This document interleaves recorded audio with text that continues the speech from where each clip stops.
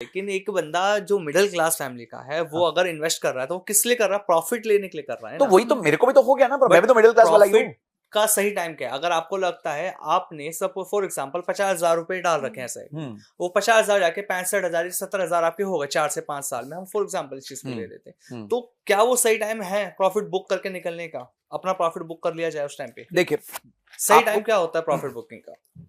मैं आपको वापस समझाता हूं। कोई सही टाइम नहीं होता प्रॉफिट बुकिंग का। आपका गोल होता है, एवरीथिंग इज गोल बेस्ड। गोल है मेरे बेटे की शादी 10 साल बाद है, मुझे 50 लाख रुपए जमा करने हैं। अब उसके हिसाब से इन्वेस्टमेंट प्लान बनता है, और 10वें साल जब वो 50 लाख होता है, 45 लाख होता है, 55 लाख होता है, क्योंकि आप भगवान तो हो नहीं, आप क्या प्रेडिक्ट करोगे वो एग्जैक्टली राइट जाएगा। तो उस दिन तक जाते जाते ये 50 लाख बन जाता है। उस दिन आपके बेटे की शादी, आपने 50 लाख निकाले, शादी कर ली। जैसे पुराने जमाने होता है, ये जमीन है, जमीन से मैं बेटी की शादी करूंगा। गोल हो गया ना, पर्पस, पैसे को पर्पस देना है। तो आप जो एसआईपी कर रहे हो, एक एसआईपी आपने बांधी है 10 साल की। अब 10 साल के हिसाब से उसका एसेट एलोकेशन होता है, कितना मिड कैप में जाएगा, कितना स्मॉल कैप में जाएगा, कितना इंडेक्स फंड में जाएगा, क्योंकि 10 साल का आपके पास समय है और आपको 50 लाख रुपए चाहिए। आपने गोल बनाया, आपने गोल बनाया 3 साल बाद मुझे 10 लाख की गाड़ी लेनी है, उसके लिए एक निवेश करना है, तो वो गोल अलग है। 3 साल बाद जैसे ही राइट टाइम क्या है, 3 साल, क्योंकि आपको गाड़ी खरीदनी थी। एक आपने रखा 20 साल का कि भाई जब मैं रिटायर हो जाऊंगा, या 25 साल का मैं रिटायर हो जाऊंगा, तो वो गोल हो गया। राइट टाइम वो है जो आपने गोल सेट किया है। आपको गोल के लिए पैसा चाहिए, मस्ती के लिए नहीं चाहिए। आपने ये तय किया इस गोल को मैं इस पैसे से अचीव करूंगा। भाई मेरे को अगर 10 लाख रुपए चाहिए और मैं एक x 14% 13% सालाना रिटर्न बना सकता हूं, तो इतना अमाउंट ऑफ एसआईपी हर महीना डालना है। डलेगा तो आपका वो गोल अचीव हो जाएगा। अगर एक पर्सन पर मंथ 5,000 लेकर के चलते हैं, इन्वेस्ट करना चाहता है, अगर उसको एसआईपी में करना है तो उसको क्या सोच के करना होगा?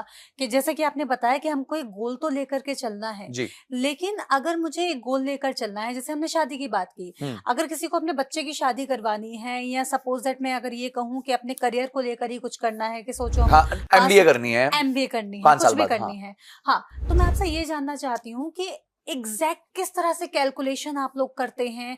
कैसे समझते हैं कि अगर 5,000 डालूंगा तो 5 लाख बन जाएंगे, अगर 10,000 डालूंगा तो 10 लाख बन जाएंगे? किस तरह से कैलकुलेशन होती है? देखिए आपने बहुत अच्छा क्वेश्चन पूछा। इसमें ना फाइनेंशियल कैलकुलेटर्स आते हैं। ओके।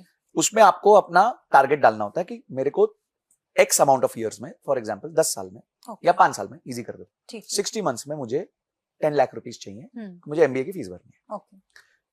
और आप कहते हो कि मैं इस तरह निवेश करूंगी कि मेरी जो निवेश है वो मुझे सालाना 12% रिटर्न देगी, क्योंकि हिस्टोरिकली रिटर्न्स 14% के आसपास रहे हैं। तो आप थोड़ा सा और सेफ हो जाते हो। अब तो 14 नहीं मिलेगा, क्योंकि 5 साल छोटा समय होता है, थोड़ी मार्केट वॉलेटिलिटी आ सकती है। तो 5 साल के हिसाब से आप 12% का रिटर्न पकड़ते हो, और रिवर्स वर्किंग करके आपको एक नंबर आता है कैलकुलेशन में कि इतनी एसआईपी कर दो या इतना लमसम कर दो। लमसम हो गया एक बार डालना। अगर आपके पास मोटा कॉर्पस है इस टाइम पे, समझो आपको 10 लाख चाहिए थे और आपके पास आज ही 2 लाख रुपए हैं, तो आप 2 लाख रुपए भी डाल सकते हो शुरू में। या आप कहते हो नहीं जी मैं 2 लाख तो है नहीं मेरे पास, मेरे को तो तनख्वाह से डालना है, मेरी तनख्वाह 50,000 है, मेरे को कितना डालना है 50,000 में से, ताकि मेरा 10 लाख बन जाए 5 साल में। तो वो नंबर अपने आप आ जाता है। अच्छा। आपके रिटर्न्स के हिसाब से। अब आप क्या करते हो, आप कहते हो जी समझो वो नंबर आ गया 20,000 रुपए महीना, फॉर एग्जाम्पल। अब आप कहते हो जी 20,000 रुपए को महीने को कहां डालूं ताकि 12% रिटर्न बने। तो पहला मैं डालती हूँ कि भाई मैं 5 साल का टाइम है, बहुत ज्यादा रिस्क नहीं लेते, तो 50% तो मैं इंडेक्स फंड में डाल देती हूँ। तो इंडेक्स फंड सेफ होते हैं, रीजनेबली सेफ होते हैं, इंडेक्स को मिमिक करते हैं, हिस्टोरिकली 14-15% का रिटर्न दिया है। तो आपने जी 10,000 रुपए पटक दिए एक इंडेक्स फंड में। इंडेक्स फंड में आपको लगता है जी 2 पकड़ लेती हूँ, आईसीआईसीआई का भी पकड़ लेती हूँ, एचडीएफसी का भी पकड़, नो प्रॉब्लम, वो तो कॉपी कर रहे हैं। बचा हुआ है 10,000 रुपए। आपको लगता है जी मैं अगले 5,000 रुपए जो है वो डाल देती हूँ लार्ज कैप फंड्स में। लार्ज कैप की मैंडेट क्या है कि वो रिलायंस में डालेंगे, टीसीएस में, देश की टॉप कंपनीज में डालेंगे। लार्ज कैप मतलब बड़ी कंपनी, कि उसमें भी कम रिस्क है पर रिटर्न्स थोड़े बेटर हो जाते हैं। और फिर है जी 5,000 रुपए मैं स्मॉल एंड मिड कैप में डालती हूँ, क्योंकि उसके रिटर्न्स बहुत अच्छे हो सकते हैं पर रिस्क थोड़ा ज्यादा होता है। पर मेरे पास 5 ही साल का टाइम है। यही समय अगर आपके पास 15 साल का है तो मैं कहूंगा जो 50% आप स्मॉल और मिड कैप में डालो। अच्छा। क्योंकि आप रिस्क ले सकते हो, आपके पास 15 साल का समय है। तो जब मैंने अपना पोर्टफोलियो डिजाइन किया तो मैंने 60% स्मॉल एंड मिड कैप में रखा, क्योंकि मेरे पास समय था और उसने मुझे जबरदस्त रिटर्न्स दिए। उसी के रिटर्न्स है जो मैं आज खा रहा हूं, पर वो मैंने डिसीजन लिया था। तो ये क्या है, ये बहुत कॉम्प्लेक्स चीज है। मतलब ये मैं आपको एग्जांपल्स दिए जा रहा हूं, पर ये हर बंदे की लाइफ पे, हर बंदे के फंड्स पे, हर व्यक्ति के रिस्क टेकिंग एबिलिटीज पे। आप बोलते हो संजय सर मेरे को तो रिस्क नहीं है, देखना ही टेंशन नहीं है, तो हो सकता है हम आपका आधा पैसा हाइब्रिड फंड्स में डलवाएंगे कि जहां पे रिस्क बहुत कम हो जाता है, फिर भी थोड़े से रिटर्न्स बनते हैं। तो आपकी खुद की पर्सोना क्या है? अब आप बोलते हैं सर कोई टेंशन ही नहीं है, 20 साल का पैसा खेलो, मेरे को तो 20 साल बाद अच्छा रिटर्न चाहिए, तो हम अलग तरीके से इन्वेस्ट करवाएंगे। तो ये जो सारी चीजें हैं ये टोटली डिपेंड करती हैं आपके गोल्स पे, आपकी पर्सनालिटी पे, आपके पर्सनल रिस्क टेकिंग एबिलिटी पे।